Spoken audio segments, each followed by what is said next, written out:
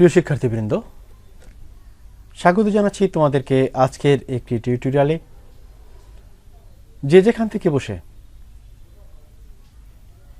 এই টিউটোরিয়ালটি দেখছো তোমাদের সকলকে স্বাগত জানাচ্ছি আজকের এই সেশনে। গত সেশনে আমরা কিছু কাজ করেছিলাম, আমাদের নিজেদের জন্য আমরা গাইডলাইন তৈরি করেছিলাম এবং আজকে আমি তোমাদেরকে দ্বিতীয় অধ্যায়ের অর্থাৎ শিক্ষণ অভিজ্ঞতা 2 থেকে তোমাদের সাথে একটি বিষয় নিয়ে আলোচনা করতে চাচ্ছি। আজকের প্রথম সেশনে আমরা যে বিষয়টি নিয়ে আলোচনা করব সেটা হচ্ছে যাচাই করি আগের সেশনের চিহ্নিত সমস্যা ও উপকরণ। তাহলে চলো আমরা শুরু করি। আজকের এই সেশনে আজকে যে শিরোনামটি আমরা দেখতে পাচ্ছি সেটা হচ্ছে চলো বানাই উপহার। বাস্তবিক পক্ষে উপহার বলতেই আমাদের মধ্যে একটি আনন্দ বিরাজিত হয়। আমরা আনন্দিত হই উপহার দিতে এবং উপহার নিতে। আমরা কেউ উপহার দিতে পছন্দ করি, আবার কেউ উপহার নিতে পছন্দ করি। আজকের এই যে শিক্ষণ অভিজ্ঞতা 2, এই শিক্ষণ অভিজ্ঞতা 2 এর এই পুরো পর্বটি জুড়ে, এই পুরো অধ্যায়টি জুড়ে আমরা উপহার বানাতে বানাতে অনেক কিছু শিখব এবং আমরা মজার কাজ করব। আমাদের শিক্ষণ অভিজ্ঞতাকে কাজে লাগিয়ে আমরা কিছু কিছু কাজ করব এবং সেই কাজ করার মাধ্যমে আমরা নতুন কিছু শিখব। চলো বানাই উপহার শিক্ষণ অভিজ্ঞতায় আমরা একটি মজার কাজ করব। আমরা আমাদের খুব কাছের মানুষের জন্য একটি উপহার বানাবো। এই উপহারটি বানানোর জন্য আমাদের কাছের মানুষের পছন্দ অপছন্দ আমাদের জানা দরকার। এখানে একটি বিষয় লক্ষণীয়, সেটা হচ্ছে আমরা উপহার তৈরি করতে চাচ্ছি এবং উপহার তৈরি করতে গিয়ে আমাদেরকে যে বিষয়টি খেয়াল করতে হবে, যার জন্য উপহার তৈরি করছি সে যে কোনো ব্যক্তি হতে পারে, সেই ব্যক্তির পছন্দ এবং অপছন্দের উপর আমাকে গুরুত্ব দিতে হবে। না হলে দেখা গেল যে আমরা একটা উপহার তৈরি করলাম কিন্তু উপহারটি কোনো কাজেই আসলো না, কিংবা যাকে উপহার দিলাম তার উপহারটি পছন্দ হলো না, তাহলে কিন্তু আমাদের এই যে উপহার তৈরি করার জন্য যে উদ্দেশ্যটা, সেই উদ্দেশ্যটা ব্যাহত হয়ে গেল। তাহলে আমাদের কি করতে হবে? যাকে আমরা উপহার দিব তার পছন্দ এবং অপছন্দ জেনে আমরা যদি উপহার বানাই তাহলে আমরা তাদের জন্য সঠিক উপহারটি বানাতে পারবো। তাহলে কি হবে? পছন্দ অপছন্দ জেনে যদি আমরা উপহার বানাই তাহলে আমরা তাদের জন্য সঠিক উপহারটি বানাতে পারবো। উপহারটি 2 ধরনের হতে পারে। উপহার 2 ধরনের মধ্যে একটি হতে পারে ডিজিটাল উপহার, আরেকটা হতে পারে নন ডিজিটাল উপহার। ডিজিটাল উপহারগুলো কেমন হতে পারে? এটা হতে পারে কোনো একটা ছবি, কোনো একটা ভিডিও, কোনো একটা অডিও রেকর্ড। অর্থাৎ ডিজিটাল প্রযুক্তি এবং ডিজিটাল ডিভাইস ব্যবহার করে আমরা যে সকল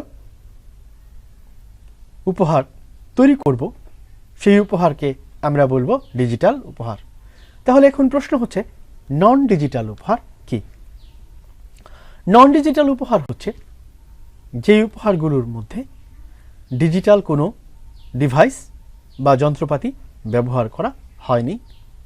আমাদের হাতের কাছে যা আছে তাই দিয়ে আমরা উপহার তৈরি করেছি, এটি হচ্ছে নন ডিজিটাল উপহার। আমাদেরকে প্রথমে যেটা করতে হবে সেটা হচ্ছে আমাদের উপহারের বিষয় নির্ধারণ করতে হবে। তারপর যাকে আমরা উপহার দিব সেটা একটি ব্যক্তি থাকতে পারে, কোনো দল হতে পারে, তাদেরকে চিহ্নিত করতে হবে এবং সেই অনুযায়ী তাদের পছন্দ মতো তাদের জন্য উপহার বানাতে হবে। তাহলে চলো আমরা উপহার বানাই। সেশন 1 আজকে আমাদের যে শিরোনাম সেটা হচ্ছে যাচাই করি আগের সেশনের চিহ্নিত সমস্যা ও উপকরণ। তোমাদের গত সেশনটি অবশ্যই ভালো লেগেছে। যদি ভালো লেগে থাকে তাহলে তোমরা অবশ্যই কমেন্টস করে জানাবে। আরেকটা বিষয় হচ্ছে তোমাদেরকে আমি প্রতিবারই বলি যে তোমরা অবশ্যই সাবস্ক্রাইব করে আমার চ্যানেলের পাশে থাকবে এবং তোমরা জেনে খুশি হবে যে তোমাদের প্রত্যেকটি সেশন আমি এই চ্যানেলে আপলোড করব। প্রত্যেকটি সেশন তোমাদের জন্য দেব যাতে করে তোমরা উপকৃত হতে পারো। গত সেশন নিয়ে কথা বলছিলাম, আশা করি তোমাদের খুব ভালো লেগেছে এবং তোমরা খুব ভালো করে বুঝতে পেরেছো যে তোমাদের জীবনের জন্য তথ্য কতটা গুরুত্বপূর্ণ এবং তোমরা সঠিক তথ্য ব্যবহার করে কি কি কাজ করতে পারো। আমাদের জীবনে আমাদের কাছে শুধু তথ্য থাকলেই হবে না, সে তথ্য থেকে দায়িত্বশীলতার সাথে ব্যবহার করতে হবে এবং এই জন্য আমাদের কিছু গাইডলাইন প্রয়োজন আছে। এবং আরেকটা বিষয় হচ্ছে, আমরা যে তথ্যটি আমাদের কাছে রাখছি সেই তথ্য যদি অন্যকে দিতে চাই, যাকে দিচ্ছি তিনি সেটি তথ্যটি সঠিকভাবে ব্যবহার করতে পারছে কিনা সেটিও আমাদেরকে লক্ষ্য রাখতে হবে। তাহলে আমরা একটা গল্পের মাধ্যমে, এখানে একটা গল্প আছে, এই গল্পটা আমি তোমাদেরকে একটু পড়ে শোনাই, তাহলে তোমরা বুঝতে পারবে যে আমরা আমাদের যে তথ্য যদি কোনো প্রবলেম হয়, অর্থাৎ আমরা যদি যে তথ্যটাকে দিতে চাই সেই তথ্য যদি আমরা সঠিকভাবে ব্যবহার করতে না পারি তাহলে আমরা কি সমস্যায় পড়তে পারি সেটা নিয়ে এই গল্পে বলা হয়েছে।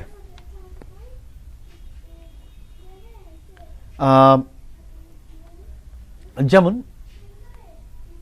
জুয়েল নামে একটা ছেলে এখানে দেখতে পাচ্ছ, এই ছেলেটা হচ্ছে জুয়েল। এখানে একটা বৃদ্ধ লোককে সে কিছু দিচ্ছে, আমরা এটা দেখতে পাচ্ছি। এই ছবিটাকে বিশ্লেষণ করলে আমরা আমাদের ধারণাগুলো বুঝতে পারবো। জুয়েলের এলাকায় একজন খুব বৃদ্ধ মানুষকে জুয়েল দেখে প্রতিদিন মানুষের কাছ থেকে সাহায্য চাইতে, অর্থাৎ জুয়েলের এলাকায় একজন খুব বৃদ্ধ মানুষ সে জুয়েলকে দেখে এবং জুয়েল সে দেখে যে প্রতিদিনই সে মানুষের কাছে, ওই বৃদ্ধ লোকটি মানুষের কাছে সাহায্য চাচ্ছে। সে চিন্তা করলো যে কি করা যায়, এই লোকটিকে কোনো সাহায্য করা যায় কিনা।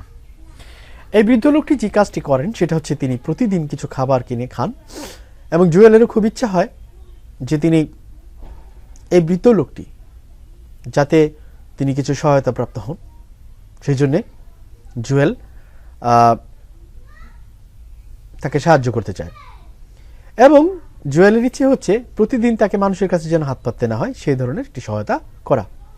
জুয়েল তথ্যের বিভিন্ন উৎস ঘাটলো এবং একটি সঠিক উৎস থেকে দেখলো যে জুয়েলের এলাকার পাশে একটি সহায়তা কেন্দ্র আছে যেখানে এরকম বৃদ্ধ মানুষদের সহায়তা করা হয়। জুয়েল এই বৃদ্ধ লোকটিকে সহায়তা করার জন্য সে কিছু তথ্য খুঁজে বের করলো সহায়তা কেন্দ্রের জন্য, সহায়তা কেন্দ্রের তথ্য, যে ধরনের কোনো সহায়তা কেন্দ্র আছে কিনা যেখানে বৃদ্ধ লোকদের সহায়তা করা হয়। সর্বোপরি একটা বিষয় লক্ষণীয়, সেটা হচ্ছে জুয়েল তথ্য ঘাটলো এবং সে পেয়েও গেল উৎস থেকে, সে যেই উৎস ঘাটলো সেই উৎস থেকে পেয়েও গেল যে সহায়তা কেন্দ্র আছে এবং বৃদ্ধ মানুষ থেকে সহায়তা করা হয়, এই ধরনের সংগঠন বা সহায়তা কেন্দ্র আছে। জুয়েল ওই সহায়তা কেন্দ্রের ওয়েবসাইটে গেল এবং সেখান থেকে তাদের সাথে যোগাযোগের ঠিকানা সংগ্রহ করলো এবং তা প্রিন্ট করে বৃদ্ধ মানুষের হাতে দিয়ে আসলো। জুয়েলের কাজটা করলো, অর্থাৎ সহায়তা কেন্দ্রের ওয়েবসাইটে গেল, তারপর সেখান থেকে যোগাযোগের ঠিকানা সংগ্রহ করলো, তারপর এটিকে প্রিন্ট করে নিয়ে এসে বৃদ্ধ লোকটিকে দিল।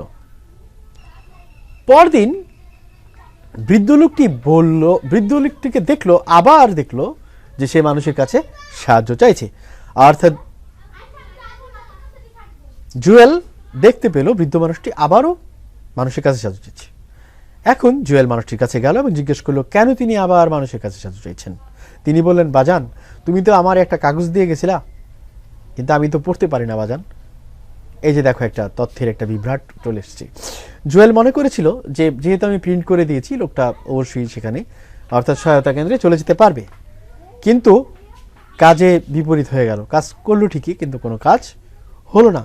লোকটি আবার ভিক্ষা করতে শুরু করলো কিংবা লোকটি মানুষের কাছে সাহায্য যেতে শুরু করলো।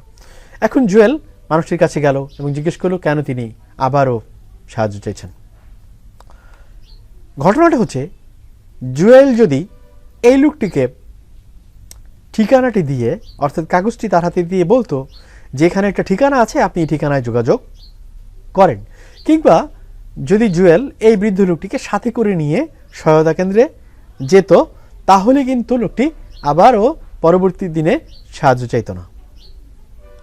তাহলে আমাদের তথ্য বিভ্রাট রয়েছে, অর্থাৎ আমরা যেটাকে মনে করছি যে অন্যের কাজে লাগবে সেটা আমাদের মতো করে আমরা চিন্তা করে কাজে লাগাতে চিন্তা করছি, কিন্তু যার জন্য করছি তার জন্য যেন কাজ লাগে সেটা আমাদেরকে খেয়াল করতে হবে।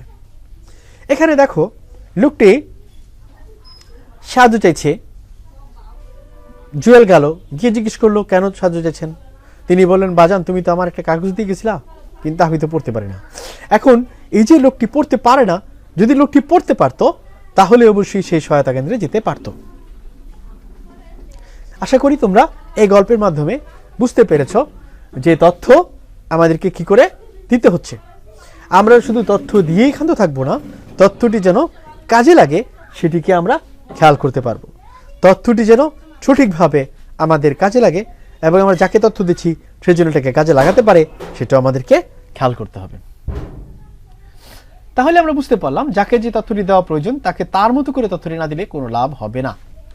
অর্থাৎ যে লোকটি পড়তেই পারে না তাকে যদি আমরা কোনো লেখা দিই কিংবা কোনো একটা কাগজ দিলাম, তাকে কিছু বললাম না, শুধু কাগজটি দিয়ে চলে আসলাম, প্রকারান্তরে এটি তার কোনো কাজেই লাগলো না। এই বিষয়টি আমাদেরকে খেয়াল করতে হবে যখন আমরা উপহার তৈরি করব। আচ্ছা, উপহার কথাটি বলেছি, উপহার হচ্ছে অত্যন্ত দারুণ একটা ব্যাপার। উপহার পেতে এবং উপহার দিতে কার না ভালো লাগে, অর্থাৎ সকলেরই ভালো লাগে উপহার দিতে এবং উপহার পেতে। যখন কাউকে উপহার দেওয়া হয়, উপহার পেয়ে তার মুখের হাসি দেখলে মনটা আনন্দে ভরে ওঠে। আর সেটা যদি হয় নিজের হাতে বানানো উপহার তাহলে তো কথাই নেই। আমি আগেই বলেছি যে উপহার দুই ধরনের হয়, একটা হচ্ছে ডিজিটাল উপহার, আরেকটি হচ্ছে নন ডিজিটাল উপহার। নন ডিজিটাল উপহার হচ্ছে নিজের হাতে বানানো উপহার।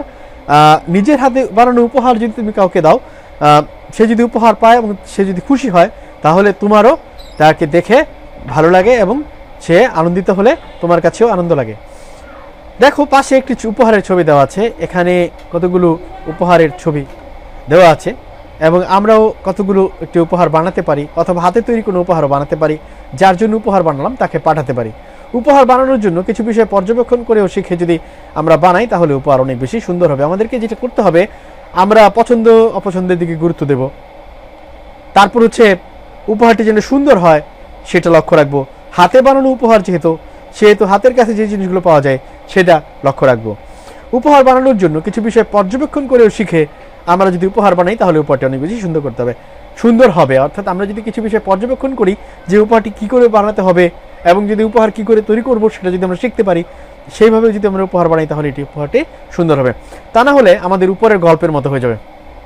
উপরের গল্পের মধ্যে যে উদ্দেশ্যে একটা তথ্য দেওয়া হলো সেই তথ্যটি কোনো কাজেই লাগলো না। আমরা যার জন্য উপহার বানালাম তার হয়তো উপহারটি পছন্দ হবে না বা কোনো কাজেই লাগবে না, ঠিক উপরের গল্পের মতো। আর এজন্য আমাদের কিছু দক্ষতা অর্জন করতে হবে। প্রথমে আমাদের আগের কাজের অর্থাৎ সঠিক তথ্য ব্যবহার করে সচেতনতা তৈরি যে কাজটি আমরা করেছি সেই সমস্যাটি নিয়ে আমরা এখন আবার কাজ করব। অর্থাৎ আমরা কি করতে হবে, সঠিক তথ্য ব্যবহার করব এবং সচেতনতা তৈরি করার জন্য যে কাজটি আমরা করেছি সেই সমস্যাটিকে আমরা আবার এই সমস্যাটিকে কাজ করব যাতে করে আমাদের সমস্যাটি সমাধান হয়। আমরা আগের সেশনের কাজ অর্থাৎ অন্যকে সচেতনতা যে কাজটি দলে করেছিলাম সেই একই দলে বসে আলোচনার মাধ্যমে কেন ওই সমস্যাটিকে আমরা বেছে নিয়েছিলাম তা বের করতে হবে।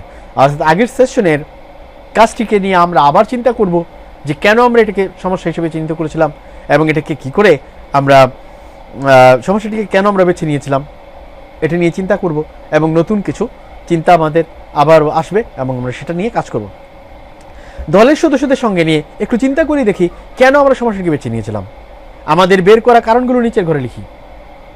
সমস্যা হিসেবে বেছে নেওয়ার কারণ, এখানে এক এক দলের সমস্যা বেছে নেওয়ার কারণ এক এক রকম হবে। এবার সমস্যাটি সমাধানের জন্য লেখা বা ছবি উপকরণ ব্যবহার করেছিলাম তা ভালো করে দেখার পালা। অর্থাৎ আমরা গত সেশনটিকে আবার একটু রিভাইজ করব। গত সেশন নিয়ে যদি তোমাদের কোনো কিছু প্রশ্ন জানা থাকে তোমরা গত সেশনের যে সেশনটি আপলোড করা আছে তোমরা অবশ্যই দেখে নিও। কয়েকবার দেখে নিলেই তোমাদের জন্য সহজ হয়ে যাবে। পরের পৃষ্ঠার ঘটি ব্যবহার করে আমরা দলে সচেতনতার জন্য যে উপকরণের ভেতরে লেখা ও ছবি বানিয়েছিলাম তা দলের সদস্য মিলে আলোচনার মাধ্যমে বিশ্লেষণ করতে পারি। উপকরণের ধরন এটা হতে পারে যেমন ভিডিও, এই কন্টেন্টটা হতে পারে ডেঙ্গু বিষয়ে সচেতনতামূলক স্লোগান, উপকরণটি যাদের জন্য তৈরি করা হয়েছে এলাকাবাসীর জন্য, এরকম হতে পারে কোনো একটা অডিও, এটাও হতে পারে এটা একটা অডিও, এটা হতে পারে মাইকিং, এটাও এলাকাবাসীর জন্য হতে পারে।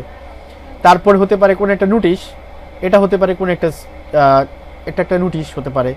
এটা একটা লেখা হতে পারে, এটা একটা লেখা হতে পারে, এটা হতে পারে কোনো একটা নোটিশ, এটা হতে পারে যে কোনো একটা শ্রেণীর জন্য বা তোমার শিক্ষা প্রতিষ্ঠানের জন্য। এরকমভাবে আমরা আরও কিছু থাকতে পারে, আমরা এটা করতে পারি।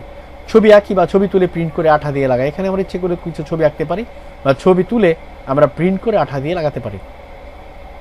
তো আমাদের আগের শিখন সমস্যা ও সমাধানের জন্য তৈরি করা উপকরণ বিশ্লেষণের মাধ্যমে আমরা কিছু বিষয়ে ধারণা পেলাম।